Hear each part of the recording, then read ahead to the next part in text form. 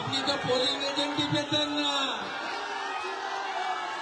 আপনাকে যিনি গাছে তুলেছিলেন মাননীয় ভাইপো, তোমার দেখা নাই রে, তোমার দেখা নাই রে,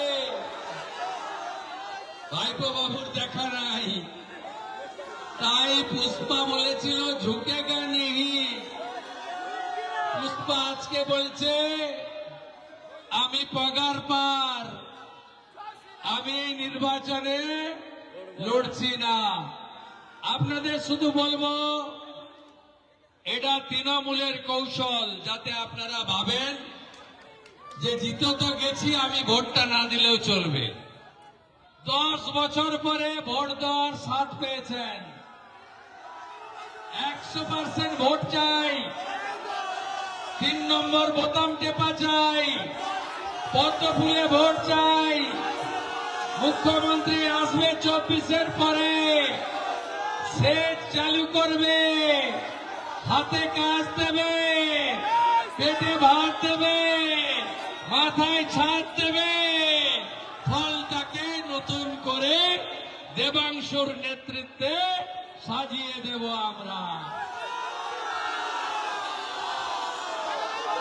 সবাই ভোট দিতে যাবেন, উৎসবের মতো ভোট দেবেন।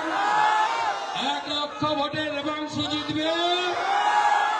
জয় জয় শ্রীরাম, জোর সে বলো।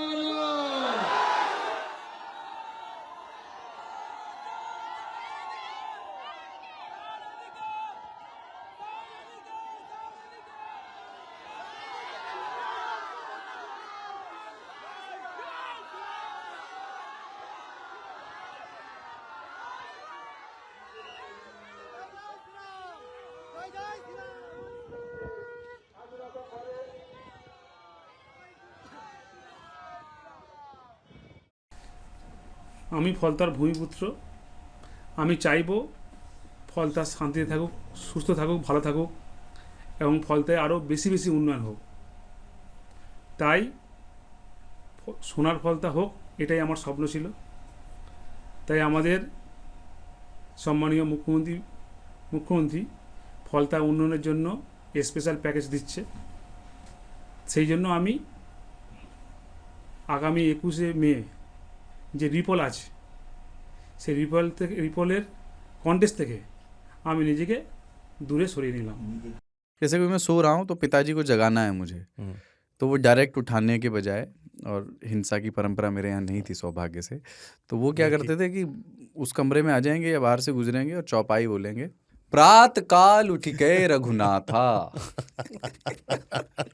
मात पिता गुरु नावई माता।